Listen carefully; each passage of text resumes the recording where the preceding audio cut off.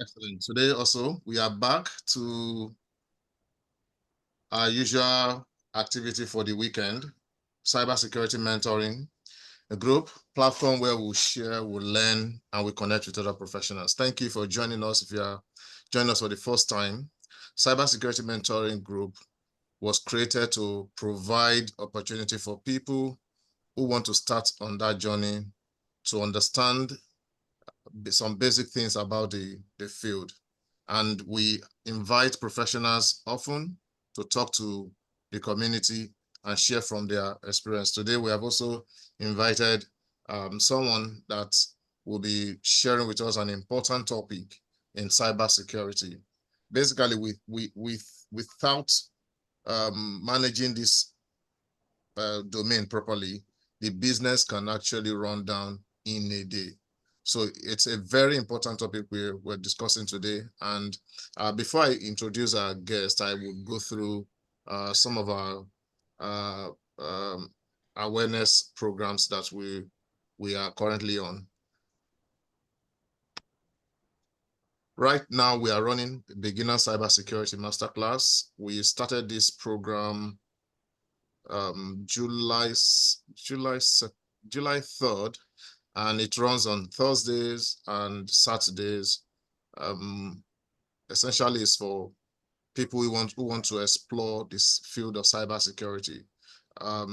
We are providing just foundational awareness on some 5 critical domains that we think anyone who wants to start off in the field of cybersecurity should be aware of.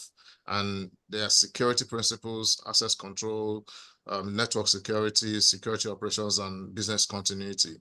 We have so far completed security principles, and by Thursday next week, we'll be starting the first lecture on network security.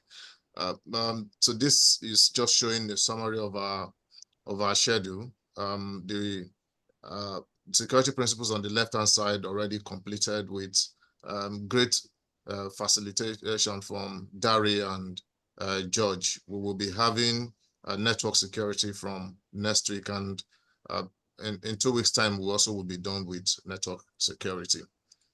All right.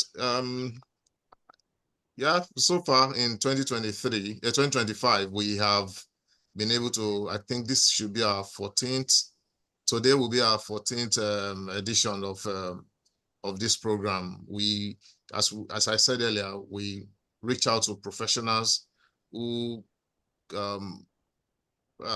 basically would like to share some from their journey, and we discuss around a topic that we know will be beneficial to the community, providing clarity on cybersecurity path. So we've invited quite a number of people to come share with the community, and we are so grateful for sharing a time like this that they should be with family after working Monday to Friday.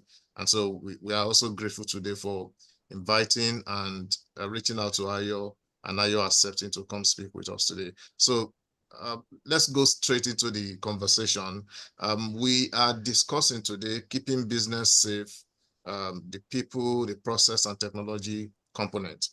And this topic is so important because vulnerability are really the weaknesses that are present in organizations that most are not aware of.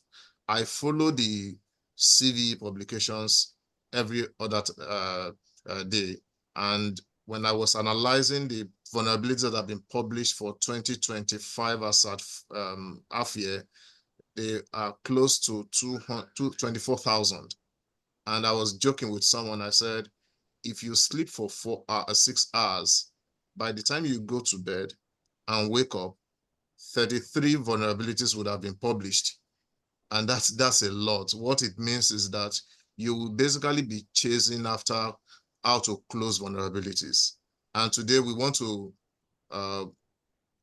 get some insight from Ayo on how to leverage people, process, and technology in keeping business safe. Ayo, welcome, and thank you for joining us. You can take over the screen. Oh yeah, thank you everyone for joining this this session. I'm very glad to be a part of this initiative to help to build the community, whether you are transitioning to cybersecurity or you're already in cybersecurity and you kind of want to navigate into a different area of cybersecurity, right? It's a good one to have in terms of vulnerability management. So I will just give a brief intro of myself. I don't want to waste so much time on that. You can check my LinkedIn profile. Um, I started my journey into cybersecurity back in the day in Nigeria.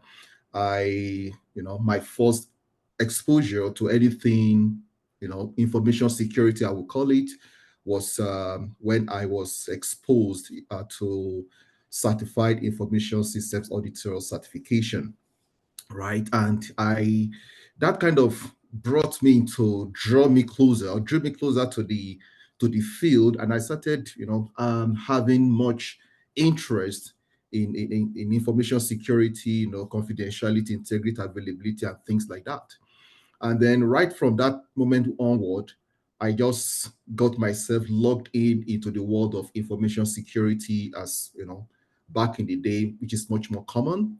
And then now cybersecurity. So back in the day, I've worked in Nigeria. I'm sorry, I've worked in some banks in Nigeria, and also as well as Deloitte in Nigeria. So right now, I'm in Canada, and I've worked extensively with different organizations, especially in the oil and gas sector. And I will tell you that the field of cybersecurity keeps evolving, and then it's very, very critical. Organizations that never took notice, or maybe the executives kind of relegate cybersecurity into the background. They started seeing that it has to come to the open. It has to be something that has to be discussed. It's very critical to the business, right? So that is why cybersecurity is very important. If you are transitioning to cybersecurity, I would say you are welcome into the field. We need a lot of people to keep our environment safe, to keep our organization safe, to keep the different, even the public, to keep them safe as well. So I would say you are welcome. I hold a few certifications in the field, and I also engage myself in labs, hands-on training, to just keep myself up to date, right? Because the field we are, we struggle a lot to catch up with the threat actors, or what you call the hackers. So you need to be on top of your game. So if you are coming to this field, you really need to be on top of your game from process perspective, technology perspective, what is happening. If a cyber attack happens, how does that translate into your organization? Can you check your organization if you're also vulnerable to such instances that cause that breach? Without wasting much of our time or take much of our time, so I will just dive in into the business of the day, and I'm going to share my screen. Okay, please let me know if you can see my screen. Yes, I can. Okay, great, great. So the topic for today, like Wally mentioned, keeping business safe, the people, process, and technology from vulnerability management perspective. What I would try to say is this. I was talking to my former lecturer in the United States. He said, Ayo, if there is no business, there is no cybersecurity. So what we are trying to do is to ensure that we are keeping our organization cyber safe. If any organization wants to do a business in an environment that is not too encouraging, or it's not too cyber safe, then how do you ensure that your business is able to operate in that environment securely without so much impact on their business goals? So without the business, there is no cyber security. So what is vulnerability? Basically, it's a weakness in a. Can you see my screen? Yes, I can. Okay, all right. Okay. So vulnerability is basically a weakness in a system, in an application, in an environment, even in people, right? It can spring up in that, in your applications, and even in technology, right? So that is vulnerability, and it always impacts assets, because assets include your people, your business, your technology, your data, And it also impacts the confidentiality, integrity, and availability. Why is that? Because if there's a cybersecurity breach, there's always a vulnerability. The vulnerability in this case might not be related to a vulnerability found in a software. It can be a misconfiguration found in a cloud environment. For example, AWS, Azure, or GCP. It could be, right? It could just be somebody posted something on the social media that exposed your organization. That is also a kind of vulnerability can come from that. So it's not only when we have vulnerabilities in software that we call it vulnerabilities. Vulnerabilities can arise from different angles. And it's also a weak point. It's also an attack surface. What's an attack surface? An attack surface is an avenue by which a threat actor can gain access into your environment. So vulnerability can also lead to attack surface, right? If you have some external facing assets that they are misconfigured, that's an attack surface, right? There are tools you can run on the internet that can expose the vulnerabilities of any internet facing asset, not just web applications. There are other assets that are internet facing, and sometimes because of misconfigured firewall rules, you have databases being exposed to the internet. So vulnerability is a weakness. It's a shortcoming, right? That you find in a cyber environment. And what is the relationship between asset, threats, and vulnerability? You and I, we are an asset. Your organization's data is an asset, right? Anything that enhances an organization to achieve their goals, whether it's people, process, or technology, those are assets, right? Even your customers are your asset. If there's a vulnerability and there's a cybersecurity breach to your environment and data has been exposed, customers data have been exposed, you can lose customers. So your customer also is your asset. So you have to protect them from vulnerabilities. And what is a threat? You ask me, what is a threat? Threat is basically any incident, any instances that can cause a damage to an organization. It could be from threat actors. It could be from insider threat, disgruntled employees, right? It could be natural disasters. It could be all those. Those are threats. Anything that can cause damage or harm to your asset or to your business is a threat. It can be internal or external as well. And vulnerability, like as we have explained, that is a weakness in the system, in applications, in an environment. And what is the risk? The risk is the potential that a vulnerability that a threat will exploit vulnerability in the system to cause a damage. That is where the risk happens, right? The likelihood of it, the impact of the risk when it eventually happens. That is why we say risk is very key when we discuss about vulnerabilities, right? When I usually have a formula. I say vulnerability equals ATV, or sorry, risk equals ATV. Risk equals ATV. A is asset, threats, and vulnerabilities. Risk is a potential that a threat actor will exploit vulnerabilities in an asset to cause a damage or a harm to an organization. So I usually keep that formula in my head.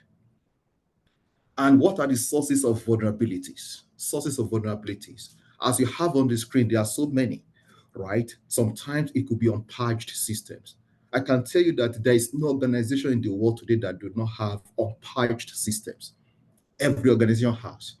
Microsoft has been breached, Amazon has been breached, Google has been breached. The biggest organizations with resources, financial resources to enhance their cybersecurity posture, they have been breached. Why? Because there's always something somehow. There's an unpatched system. And you can ask me, why are systems unpatched? It could be as a result of ongoing projects. It could be as a result of, well, that system does not have a newer version and is helping the organization to keep the business running. So some systems are unpatched for certain reasons. You will understand when you play the role of a vulnerability management engineer or an architect, right? And then if that happens, what are the compensating controls? In cybersecurity, we call something defense in depth, meaning that you apply different security controls around your environment, around your network to ensure that each security control back up each other. So if X fails, Y is there to protect. If Y fails, there's a Z. And then defense in depth is also to slow down the movement of the threat actors, or to also cause an alert to be detected, right? Maybe there's a footprint of the threat actors to be detected. All these things are what we can deploy even when we have unpatched systems. As you all know, vulnerabilities keep arising as long as we have applications running, new solutions being developed. Every application you see today, even AI, they start from codes, writing codes, source codes, right? And it starts from there. So when you don't have a good housekeeping, it means that there will be vulnerabilities, right? And you see software vendors, they would release they release a version of the application to take care of a vulnerability. Then they sometimes we call something technical debt uh, software development environment, which means that, oh, because we want to rush to the market, we want to be the first to go to the market with this solution, we cannot wait any longer. Then we ship the solution with vulnerabilities to the customers, right? Saying that, oh, okay, we are going to fix the vulnerabilities XYZ in the next release, which threat actors can take advantage of. So vulnerabilities are not going anywhere. Vulnerabilities keep increasing. In my field of work, you see 10,000 vulnerabilities today. In the next 1 month, it can be 12,000. How do you keep up? It's really a struggle, but it's very critical as well as part of cybersecurity. Misconfigurations as well is one thing. Misconfigured firewall rules. When privileged accounts do not have multi-factor authentication, when there are no network segmentation or segregation from one layer to the other, all these things are misconfigurations that can happen. Even misconfigurations in applications, unnecessary ports and services being open to the internet, right? Or somebody mistakenly activated or enabled a port and service to be exposed to the internet, right? And then it means that a lot of people can have access to that, and people start playing, oh, yeah, this is exposed to the internet, I can run with that, right? You can imagine exposing your network to the internet. You can imagine what can happen within seconds, if not within minutes, if not seconds, right? And weak credentials is also a vulnerability. So vulnerability is not just basically around application vulnerabilities. It could be from misconfigurations, right? It could be some software bugs as well. It could be anything that exposes your attack surface, right, to the threat actors. That is a vulnerability, right? Sometimes it could be lack of processes. That could be a vulnerability. When people don't know what to do, there is no policy, there is no process that is guiding the rules of how a business is conducted, then that's a vulnerability as well, because people will do as they feel like, not as the organization has laid down the policies or the standards. So all these things are vulnerabilities. What are the types of vulnerability assessments? We have application assessment, which is basically around source code, right? When you have programmers develop their codes in GitHub or GitLab or in any code repository, sometimes they make use of deprecated components, frameworks, or libraries. Right? When they do that, they have already imbibed that vulnerabilities into the environment. So if you use a vulnerable component, for example, if that component has 20 vulnerabilities, right, or even just one, you have already increased the attack surface of that software even before it is shipped to the customers.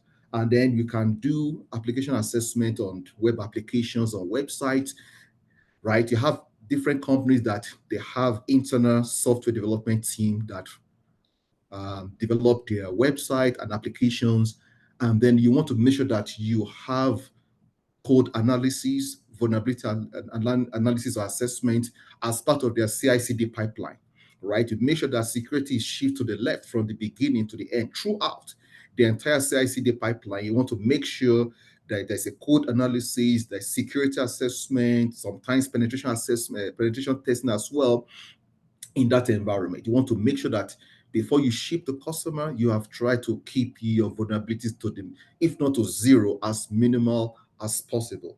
Another one that is very common is cloud assessment, right? You have solutions today that we call CSPM. cloud security posture management.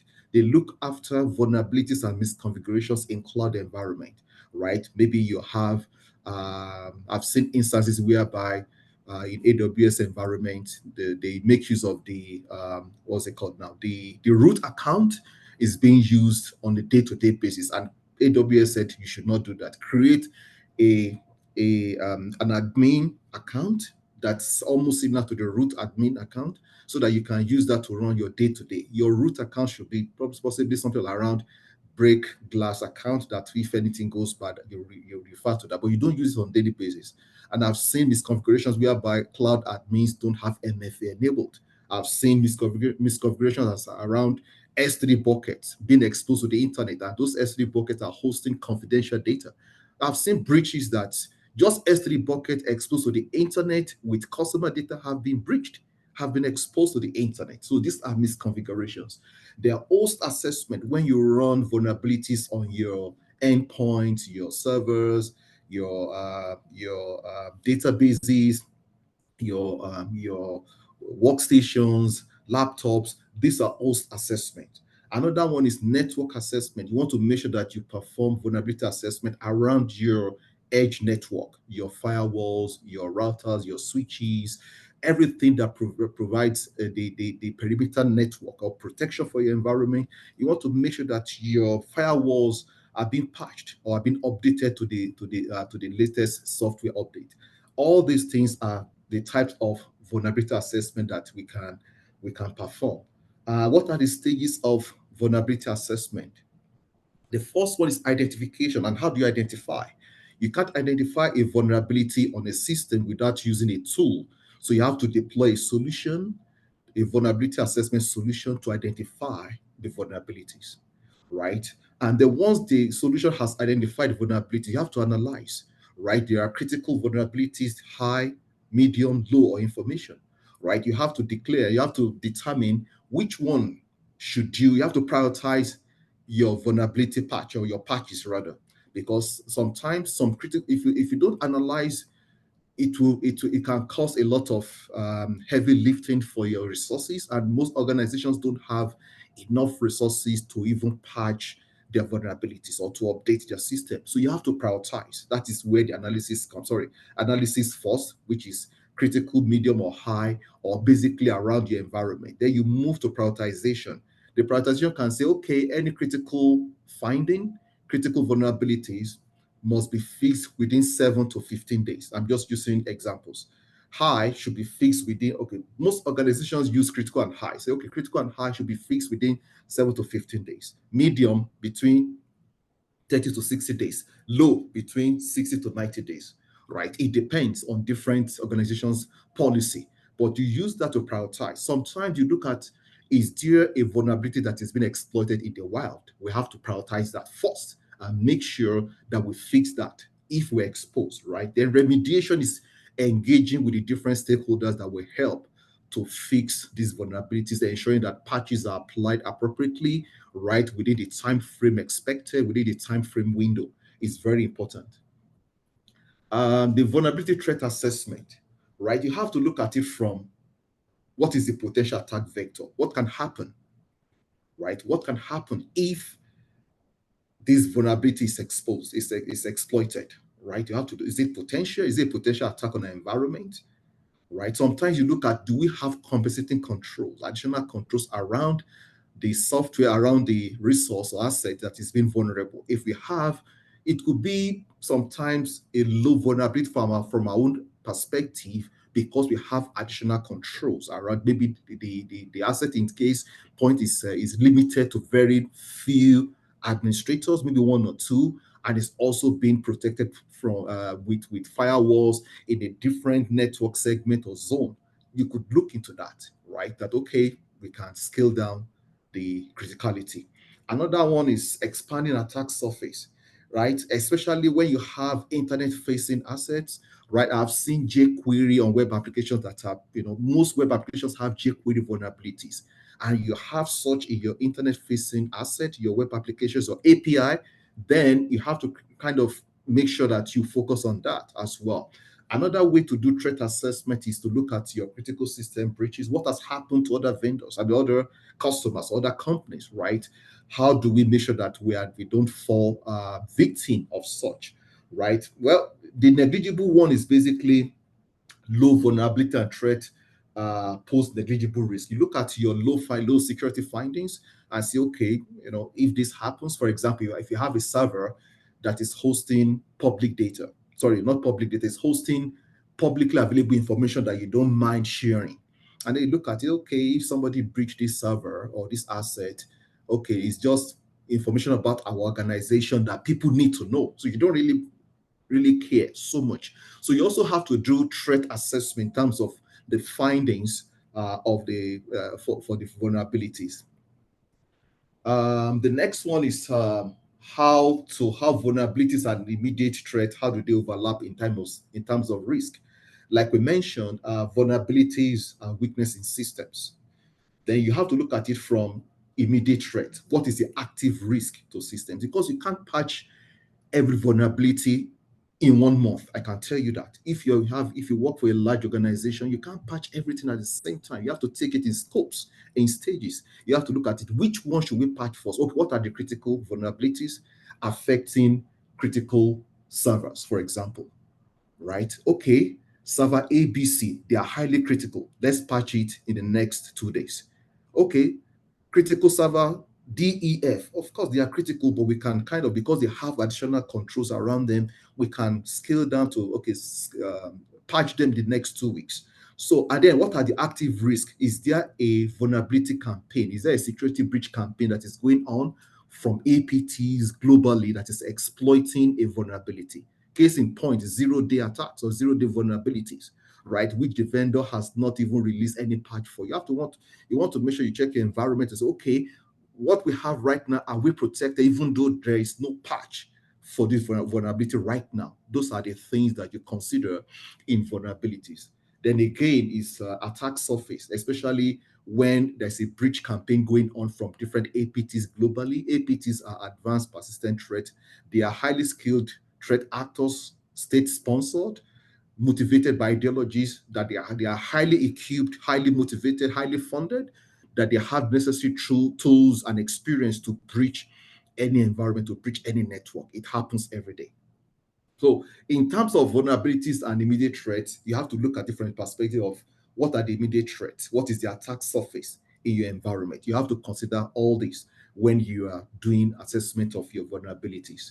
I will just mention two here. What are the impacts of exploited vulnerabilities when there's a breach, right, from the threat actor? Of course, it will cause a reputational damage, right? I've seen organizations that have been hammered by GDPR, right? And you see GDPR penalties are not, they are tough. I'm talking about millions, tens of millions of pounds or dollars, right? Even the US government has, so in the US environment, there are a lot of penalties, right? So there are reputational damages, there are litigation as well, financial losses, a security breach that caused the business to lose $100 million. That is huge, right? You also lose your customers' trust. These are the impacts of vulnerabilities. So because of time, I know you have questions. I just want to make sure that I run through this slide. So what are the security program components? The people, the process, and technology. You need the people. You need experienced people to help you drive or to help you mature your vulnerability management practice, right? I've worked in some organizations whereby they were using NICE scans on a virtual machine that will point internally to other servers to scan. It's not scalable, right? We can't run, because with NISOS scan solution, you are limited by the number of IPs or assets you can run. So from that process, we kind of supported the organization, to myself and my team, to mature the vulnerability management practice by deploying a solution called Qualys VMDR that is more scalable, right? That can cover the entire organization even beyond our expectation, and then also developing a vulnerability management policy, standard, and procedures. What should be fixed at this time, critical, high, medium, or low, excuse me. critical high or medium or low, right? And then the stakeholders involved, and then how to process vulnerability data and how to assign vulnerabilities to different stakeholders that will fix it. The network team, the IT team, the infrastructure team, the cloud team, everybody's a stakeholder, right? So that is the people component. You need the people to help you drive your vulnerability management program to maturity. It doesn't mean you can achieve the maturity in 1 year. If you have a cybersecurity program for a vulnerability management practice, you can see that it is scaled into year 1 year, 2 year, 3 year, 4 year, five. So, okay, by year five, this is where we want to be, right? SANS has a flyer for vulnerability management. I will try to see if I can get it before we round up today. It shows how you measure your vulnerability management practice, maturity from one area to another. It helps you to kind of look into that. Another one is process, which I've mentioned, that you have to develop a vulnerability management policy, standard, and procedures. This will guide the enterprise in terms of how they attack the vulnerabilities in the environment. The other one is technology, right? Of course, when you don't have a physical process, you don't have a process documented for your vulnerability management program, for your cloud security, for your network security, for anything around your tech ecosystem, it's a vulnerability, right? You know, people just do things haphazardly. You installed a Palo Alto Prisma cloud, but you don't have policies or standards about around secured configuration, right? Secure by design, secure by default, and secure in deployment. You don't have standard or policies around that. So people just do things haphazardly. Case in point, if you don't have a policy around your cloud environment, it's okay. If we are deploying any cloud solution, whether it's SaaS, we must not, if I'm in the UK, for example, then every infrastructure must be hosted within the UK, not in North America, US or Canada or Mexico. No, why? Is because if you mistakenly deploy in an infrastructure, an asset, or a resource in North America, for example, if there's a data breach, then you are liable to the standards of that company, of that country, right? Why should you deploy a server in China? Do you have business in China? So these are the things. If you don't have a policy for that, right, then it becomes people will just deploy asset any part of the world. So technology is basically deploying a solution into an environment to help you to mature your cybersecurity vulnerability management posture. And these are the various tools that we have today, right? We have Qualys, we have Tenable, we have Rapid7. These solutions, they have vulnerability assessment around infrastructure, around cloud, around web applications, threat intelligence, enterprise risk management. They have all that, right? Then for web applications or application assessment, Bob Suite is one of the key tools that is used when it comes to web application penetration testing. Bob Suite, they have a community edition that you can use to practice on your own as well. You can create a lab for that. The Akinetics is also very popular around web application scans and API security. OWASP ZAP, which is from the OWASP, the community edition, which you can also deploy or download free of charge, right, into your local machine. In terms of code analysis, right, you have SonarQube, Sneak, and Veracode, right? When people write codes in a code repository or they maintain their code in a code repository, such as Bitbucket, such as GitLab, GitHub, right? You have to perform code analysis. The code analysis will look at your security assessment, vulnerabilities in your code, misconfigurations. It also do secret analysis. Do you embed passwords, security keys, tokens in your client, in your web application, right? It will also do dependencies. Do you have vulnerable components, frameworks, and libraries embedded into your code? All these things come into play. Then in terms of CSPM, Cloud Security Posture Management, you have Microsoft Defender for Cloud, AWS Security Hub. Wiz is very popular. It's really gaining momentum. It's a good solution that can help you to have visibility on your cloud environment from vulnerability and misconfiguration perspective. What are the business value, right? Why should organizations listen? Why do you think vulnerability management is a business value? I can't go into all of this, right? If there's a vulnerability and it's been exploited, that leads to a security breach or data breach, it will affect the customer trust, right? It will affect the customer trust, right? Also, if you look at it from business value, it helps you to reduce security breaches, right? Because you're able to fix your vulnerability. Hopefully, it's easier said than done if you say, okay, we have to make sure we fix our vulnerabilities. Like I mentioned, vulnerabilities, you cannot fix everything at a go, at within 1 month even, right? But how do you ensure that you have defense in depth around that? Then vulnerability management from business perspective also helps you to maintain regulatory compliance. Some organizations, they are telling you that they want to do, let's for example, you want to do PCI compliance. If you don't have a vulnerability management practice, you may fail one of the controls in PCI audit. Even if you go to United States or even in the UK, right, they are very strict about compliance. If you don't have a solid vulnerability management practice, then it affects your business value, right? If you go to different AWS, Azure, GCP. If you go to their audit or compliance site, you see that they comply with so many things. Why do they do that? To show you that, well, we are making sure that we are on top of vulnerabilities in our environment. We are keeping shape in terms of vulnerability management practice. So these are the business values that you can think of. Cost savings, right? Why should you expose your business to 100 million data, $100 million worth of data breach or security breach, when you can actually spend $5 million to improve your security posture? These are the things we have to put into consideration when it comes to uh, the business value. Then, for the business case in itself, what is the cost of inaction?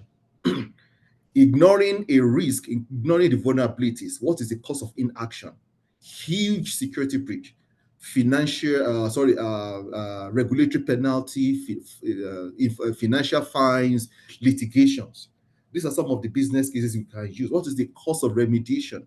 If there's an attack on an organization, the cost of remediation is always huge. You have to call external consultant to help you, which comes at a very huge cost, at a very huge price, right? These are some of the things in terms of business case that you can think of.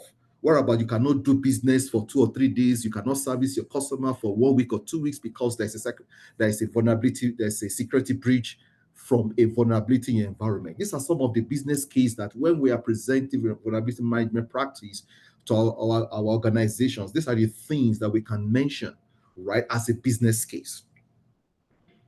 In terms of effective vulnerability management, look at I will not focus on the top, the unclear business value. Let's look at the example statement. Reducing vulnerabilities helps us to avoid multi-million dollar incident cost and ensures uninterrupted service to our customers. It's very true, right? Like I mentioned, if you have a breach today, it can lead to multi-million dollar incident cost, right? What are the benefits? Identifying vulnerabilities early helps prevent cyber attacks, avoid costly breaches, protect the organization's reputation and customer trust. When you make all these statements, you are not looking at, oh, we have to fix 1 million vulnerabilities. You are looking at it from dollar value, from pounds value, from financial value. If X happens, what are we going to lose? If Y happens, what is going to happen to us? What will happen to us? What is the multiplier effect in terms of numbers, in terms of dollars, pounds, right? When they start hearing those numbers, they start taking you seriously. But when you say, oh, we have 5,000 vulnerabilities, we want to patch them, they don't understand. You have to break it down in a language that really hit them very well. That, oh, company XYZ, because of this vulnerability, they lost 50 million pounds, right? Oh, they lost X number of customers. It affected their stock market, stock prices. When they start hearing those financial numbers, it awakens their interest. So that brings me to the end of the presentation. Sorry, it's a little bit fast because I'm being mindful of time, and I know that some of you may have questions and answers. Before we do that, I want to show you something real quick here. Can you see this screen here? Yes, I can. Yeah, the National Vulnerability Database, right? You have CVEs, right? Which kind of is the database for assessing how critical the severity of vulnerabilities, right? That's where you see CVs called 10 over 10, 9 over 10, 8 over 10. I think 9 to 10 is critical, 8 to 10, I think 8 to 9 is high, and they just have it cascaded like that. And then I think Wale was mentioning something the other time. If you look at it, look at how CV is, look at how they are emanating every day, every month. If you come to this site, you will see the progressive nature of vulnerabilities. It keeps increasing. I have never seen it reducing, Mhm. right? Not reduce, right? Right? So you look at it, even organizations struggle. So, for example, today you have 10,000 vulnerabilities in your organization. In the next 2 weeks, you have done some patches, but then there's another vulnerability that just came up, right? And then the 10,000 becomes 12,000. Then it start giving you headache again. You can see from month to month, year to year. Did you see any reduction? Mm. Right? So from some months you may see reduction, but from year to year you may also see some reduction. What I'm saying that it keeps happening regularly. Look at this week alone. This week alone, right? New CVEs, right? In thousands Mm. on daily basis, right? And look at the list. Look at the different vulnerabilities, the count, the checklist, the different from different sources. Another thing I want to show you is that why do you think so? This U.S. government, this U.S. Agency has maybe some of you have heard about it. It's called NICE Framework, which is a framework for cybersecurity professionals, right? Different areas, different categories you can see for yourself, right? Oversight and governance. If you look at protection and defense, this is where you see vulnerability analysis, right? When you look at protection and defense. So, what as a vulnerability engineer or analyst, your scope is to protect and defend. You're a defender. You are trying to make sure that you find vulnerabilities and patch it. Make sure that your infrastructure team patch it before it's been exploited by the threat actors. Yeah. So, thank you for listening to me. I think you may have some questions to ask me Yeah, at thank this you. time. Yeah, sure. I think thank you, Ayo, for the on point presentation. So I'll just take Dorin's question. Dorin is asking, is there a lab? Can you suggest labs we can use to learn certain simulations and scenarios? Are there labs you think they can practice? They can go check out. Yeah, there are labs that you can do. One of that is so let me start from the application assessment, right? You want to do uh, let's see, you want to do application assessment. Bob Suite has a community edition that costs you almost zero amount of financials to set up, right? Everything is hosted for you. So if you check Bob Suite from web application assessment, you can use that. For some labs, I think Qualys has a lab as well that you can use to practice. I think NICE also has a lab that you can use to practice. Unfortunately, I don't have those here right now, but if I get them, I can share it with Wally so you can share with the community. Right? There are several labs you can. If you Google it as well, vulnerability management labs. Where can you get it? You can. There are so many, and there are some that you have to subscribe for that doesn't cost so much. Um, if you check. This platform, I can't remember right now. It's called let me quickly check.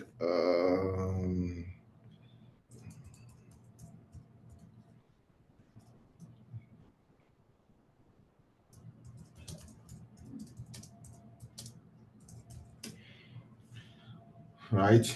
Hack the Box is one of those. Another one is Port Swigger. I will send these things to Wale so that he can kind Okay. of help you to develop some hands-on on this. All Right. right. Some of you may not want to be a hacker, but there are other sites that can help you to understand security defenses, right? How to defend your environment from misconfigurations and from vulnerabilities. There are, yeah, Thanks, Ayo. I think you already, you spoke to the question I was going to ask. My first question around the thousands of vulnerability. I think you've already addressed that in terms of how do you go about, seeing 1,000. I think there are 23,816 as at June 30th. I know now it probably would have gotten to maybe 25 or 20, 24 or 25,000 as at yeah, July. And that is last year they had 40,000 plus. So half year they've already gotten almost 60% of last year. Now mm-hmm. the question is, how can a cybersecurity professional who is seeing all of these vulnerabilities, how can he plead his case with the organization so that, because sometimes they are not, nobody is actually taking action. So how do you think a cybersecurity officer can plead their case so that they can listen to them to Yeah, mitigate those vulnerabilities?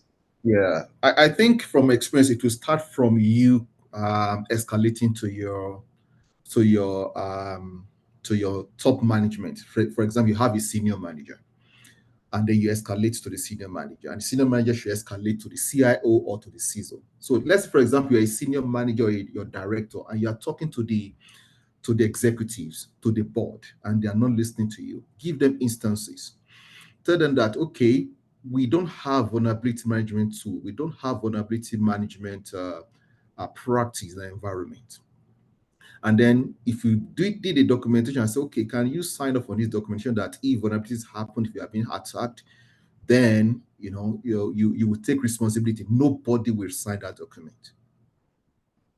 My lecturer told me, said in his organization, he said that, okay, I've seen these vulnerabilities and we need XYZ tool to help us to mitigate. And I've written a business case to you so that you can sign off that you accept responsibility. We call it risk exception or risk acceptance. And then once they sign off, they are taking risk, they have assumed they are accepting responsibility that if anything goes wrong, I understood the vulnerabilities, I understood the challenges, and I've taken responsibility. Nobody will sign. They will tell you, okay, how much do you need? And then again, another thing you can say that, okay, let's benchmark. Let's say, for example, you work in a bank. Let's benchmark our bank with other banks. There are other banks that offer the same services as we do. And then they have been exposed, they have been attacked in the past. And these organizations, even they are bigger than us, they have more financial resources than us, and they are hacked, they are breached. When you show them those kind of instances, they will listen, right? And you tell them, let me go back to my slide.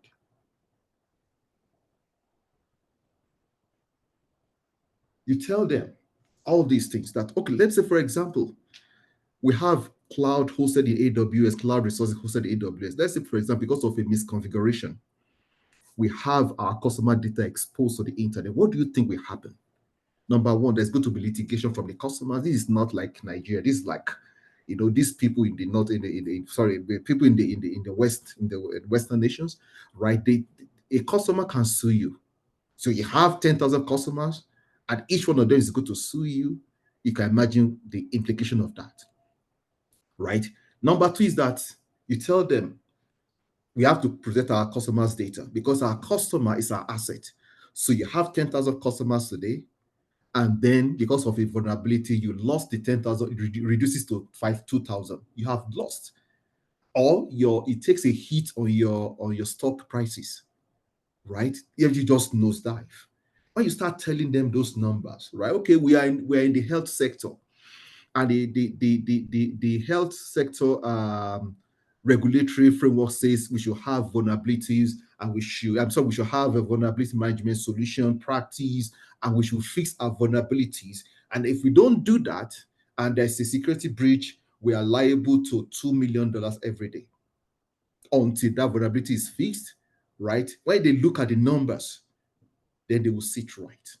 So that's one of the ways when you start bringing up these business cases in form of numbers, impact, the likelihood, on their businesses, they will listen. right? They will listen. Thank you. Thank you. That I think that's quite instructive.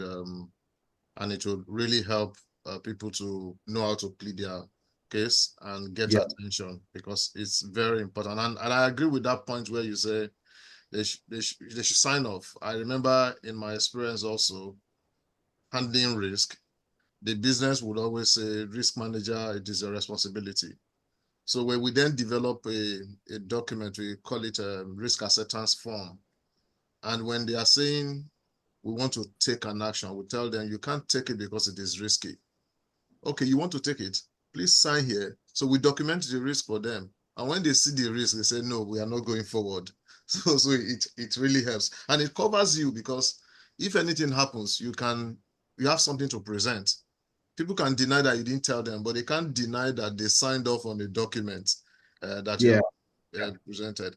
Now, the other question I want to ask is around people who want to explore. Maybe they like what you have said now in terms of being a vulnerability analyst. How do you think they can start that journey today? Okay. Before I go into that, something just came to mind as you were talking the other time. See, vulnerabilities, when you understand vulnerabilities, threats, and you start doing what is called threat modeling, right? When organizations do project, they want to deploy a solution, you always look out for what are the exposed areas because of your vulnerabilities mindset, right? What is the attack surface? How can this solution be breached? What can go wrong with this new solution, with this new technology? Vulnerabilities impact every areas as far as software or firmware is driving an asset. There will always be vulnerabilities. There will always be misconfigurations. That will help you when in terms of threat modeling. That will help you in project, even that does not have to do with vulnerabilities, because sometimes I've transitioned from vulnerability management engineer or practice lead to different roles, right? On projects, they want to deploy a new web solution, a new web solution for billing, for customer billing. They start thinking of what can go wrong, right? From infrastructure to back end to front end and things like that. You have to start thinking because of your vulnerabilities mindset. In AI, there are vulnerabilities in models, right? They use large language models. There are so many misconfigurations, even bias in like I said, in models, right? An AI that is misconfigured or has vulnerabilities is going to mess up things when it's being deployed to production. What about connected devices, IoT devices that connect, devices that connect to one another, they talk to one another, right? There could be a misconfiguration in their identity and access management, right? They have security, they have accounts that are being misconfigured. What about your API? API talking to another API, extracting data. You have to consider vulnerabilities from that perspective as well. Misconfigurations, over over provisioning privileges to APIs to connected devices. Now, back to your question, Wally.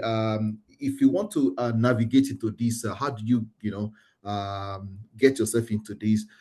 It will definitely come through responsibilities being given to you in your organizations, right? It's okay, you want to be we want to assign you to vulnerability management program, or to become a vulnerability management analyst, right? How do you ensure that you function in that role? It comes with a lot of things, right? When I was thrown into vulnerability as analyst in the past, right, I didn't know so much, but I had to do a lot of research. I had to do a lot of reading, right? In this field, you are being thrown into things that you never knew before. You never, you don't have any knowledge about before, but you have to do your own homework, your own research, right, to be able to add value, right? There are some things that there is no training you will go today that will give you everything, but you also have to do research. You also have to make sure that, because things are changing so fast, right? So in this field, in this as a vulnerability analyst or engineer, there are so many components to it. The first thing is to make sure that you have visibility on all your assets, right? Asset management is number one in when you look at CIS controls, number one and two. Software asset management, hardware asset management. If you cannot protect what you don't know, right? That is the first thing. Asset management. Do we have visibility on our asset? And I can tell you, many organizations in the world struggle with asset management. They don't know what they own. And then you start thinking about scanning. Can we run a scan, discovery, we call it discovery scan, to see what we have in a subnet, right? When you do a discovery scan, you start asking questions: who owns this? Who owns that? You already added value. Say, well, I see 20 assets in this subnet. Who owns this? People start moving that up and down. To do that, you have added value. Now, most of the solutions today, they have agents being deployed to the endpoints. When you deploy a, let's say for example, a quality solution, for example, it has agents. The agents are deployed to the endpoints, and then you start seeing vulnerability data on the dashboard. That is one way you look at it. Sometimes vulnerability management can be overwhelming because you are making efforts to reduce the vulnerabilities, but the effort looks like it's not showing, right? That is the downside of it. I must let you know, right? And then, in my previous place of work, there was a system that was highly exposed to the internet, is the most vulnerable in that organization at that point in time. And I was working with the stakeholders to that's okay. This vulnerability, this web application is the most vulnerable. Can we bring it down? Can we remove the internet facing capabilities on it? Right? Don't let it point to the internet again. Right? They said we are keeping it for this. For 2 years, I was running after these people until eventually they fixed it. They had to decommission that asset and recommission another one, right, in place of that. But it took me 2 years. If I didn't keep shouting, keep making noise, they would just leave it at that until there is a huge attack that will happen. And then, it's a cyber attack. Of course, if you're a CISO, you are the first to go. Take it or leave it, you are the first to go. Then it can cascade down to say, well, all of you are not doing your work very well. Maybe we need to have a managed service provider that will help us to look into this. It's a field that you have to, any field in cybersecurity is something that you have to it keeps you on your toes, right? But with having vulnerabilities mentality, it helps you a lot in this field. Whether you find yourself in AI, you find yourself in cloud. If you see the number of cloud findings I have helped my organization to fix in the last 2-3 months, it's overwhelming, right? Because I don't keep quiet. I see something, I send you email, copy your manager. Once I do that, I've done my own. But if I find it and I didn't report it, it's a problem on me. Yeah. So I have an email, say, okay, well, on this day, I sent an email on XYZ findings, and I expect to close it within a certain period. Well, your email has saved the day. My manager said that whatever you see, push it off your table so other people to take care of. All right. Thank you. I really like Yeah. the NICE framework that you brought up. Particularly where I think I've used the NICE framework before, and it listed the things that I expected for you as a the role vulnerability. Yes, if you click on it, I think it also details what. This is Yes, exactly. This is what I was actually looking forward to. The knowledge that is expected of a person that want to, you know, yeah. they've, Let's they've even actually they've improved this site. They've improved yeah, it. that's why I don't use the PDF. I use the Yeah. site. The site They've improved, is yeah, looking good now. that's why, yeah, I need to that's click why. it again. Yeah. Just go to, if you just Google Yeah. I've the used it. I nice. actually downloaded the Excel, so they've worked on the website. It's So really, it's really really good nice. now. So if you look at all these are the things you're expected to do, Hmm. right? It doesn't mean that you have to do everything day to day, but this is something that you should do, right? And to be honest with you, some of these things are not so difficult to do because you already have a solution that will do it for you. Yeah.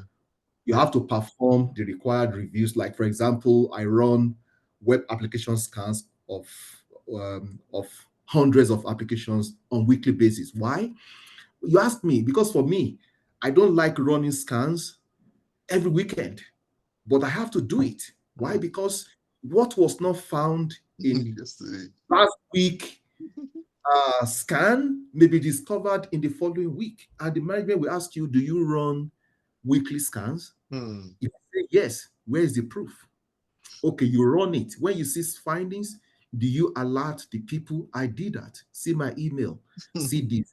The people, the developers and the site admins or cloud admins, they have access to the solution so they can see the vulnerabilities. And I'm telling you, because I'm running web application scans of hundreds of web applications, there is so much value added. Even the admins have started saying, oh, we passed this PCI audit because we told them we are doing it, and they can see it, right? Or sometimes yours is just to recommend. So my email is just to say, okay, because of this, and this, and that, you have to do this, blah, blah, blah. Or sometimes if I see there's a campaign going on that is affecting some web application vulnerabilities, I will send that email, check your environment. I can even go to my vulnerability solution management solution and try to run a query to see if we're impacted by that ongoing campaign. And I can say, application XYZ is being impacted by this campaign that is going on right now. Can you prioritize fixing this as quickly as possible? That is the things we should be doing. We should be adding value,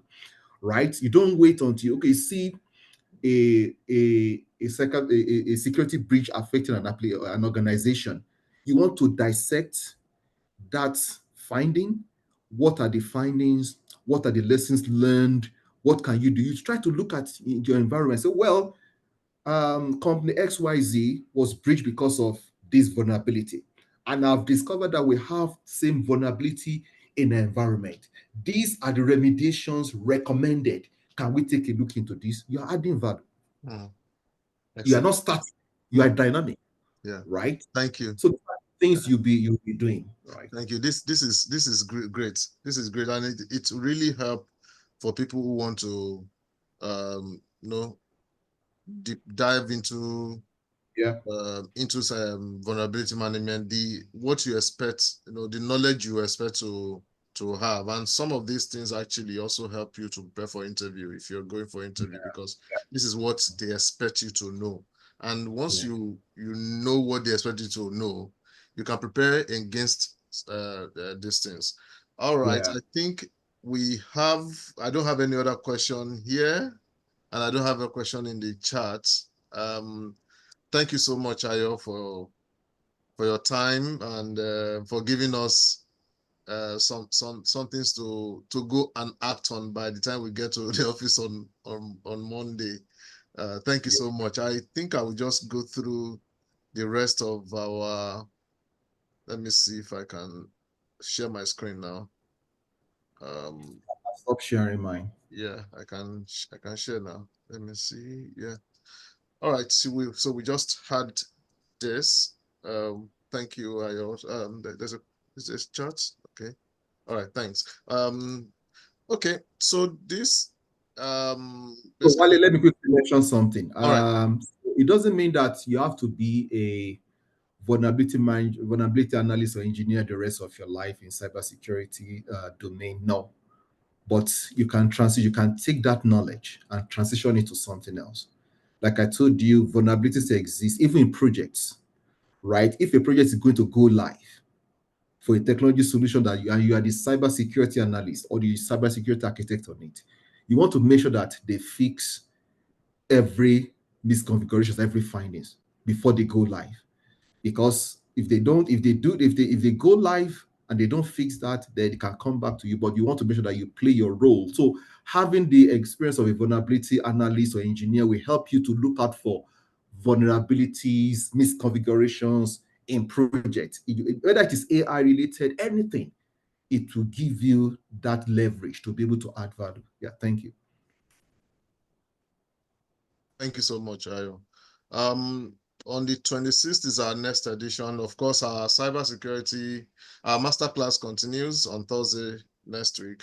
But on the 26th, we'll also be having another cybersecurity professional to speak to guide us and share some thoughts around what we should be looking at and how we should be getting ourselves prepared in the cyber world. And sorry, it was someone wants to know maybe your journey into cyber. I think you shared some experience in terms of, are there maybe specific discipline that you need to be able to be a cyber person?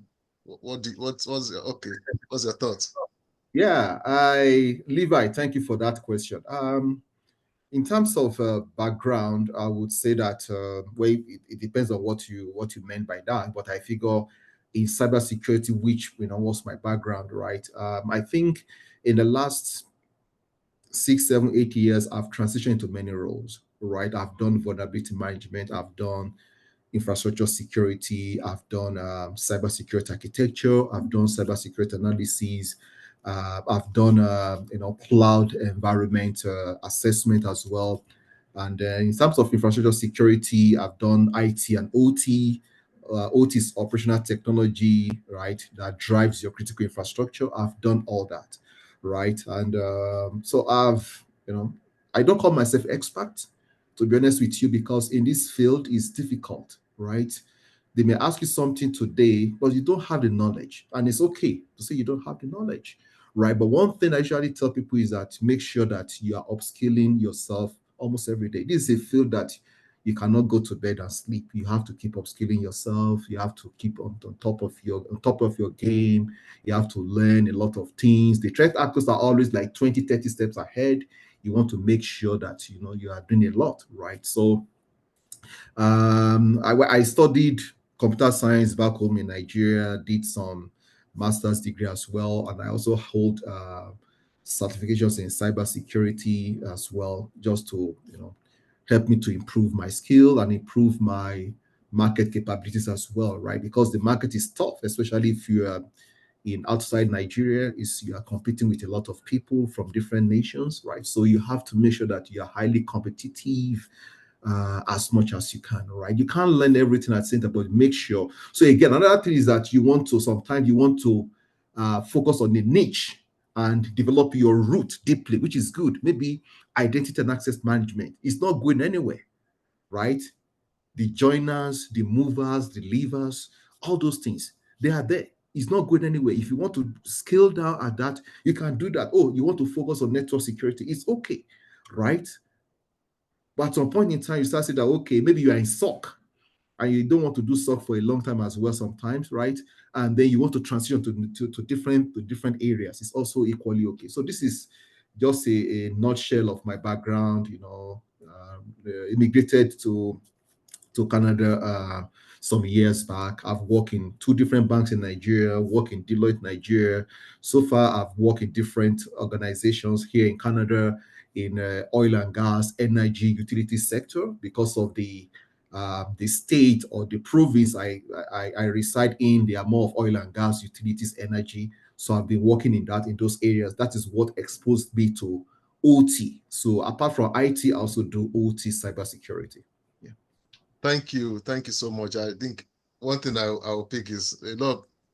So I've seen some adverts that say they will make some people expert in 3 months or 6 months in cybersecurity. and Now, I and I know that the person that wants to make the another person expert himself doesn't know what an expert is. This field that is changing almost every 6 months. You can't. But I and with mean, AI, it helps. with AI game, right? So it's but one thing is that it's a very lucrative. A lot of people that are not in tech, they are moving into cybersecurity, which is good as well. But I can tell you, it's lucrative, but don't look at the money aspect of it from the beginning, from the get go. Look at how you are going to be an authority, right? That when people see your profile, your work, what you have done, they have that confidence in you. I'm telling you, the money will come. You make tons and tons of money. I can tell you that, right? But you want to also develop yourself very well. In terms of development, it does it. So becoming an expert is really challenging, right? Some people may call them expert, but I follow a guy on LinkedIn said he doesn't call himself expert, but this guy is way high ahead of me in the field, way high, right? And doesn't call himself expert. So I just tell people I'm a cybersecurity professional that Yeah. keeps developing himself on daily basis as it comes. That is how I describe myself. Yeah, that's safe There's actually. It's safe I'm a professional. Yeah, so because it's not less for you to say, okay, oh, you're an expert, Yeah, right? But I would tell you I'm a cybersecurity professional that is learning and growing and yeah. improving myself on daily basis or on regular basis. That is it. And I leave it at that. All right. Thank you so much, Ayo. We will connect. I think you give permission for me to share the presentation, right? Yes, Yeah. please. I will share with the community, and also any maybe website you want to share with me for people that asked on the call. Yes, I will I also. will. I All will. right. Yeah, All right. I will. Thank you, and thanks everyone for joining. Do enjoy the rest of your weekend. Yeah, Bye for now. thank you, everyone. Yeah, Yeah. bye. Bye.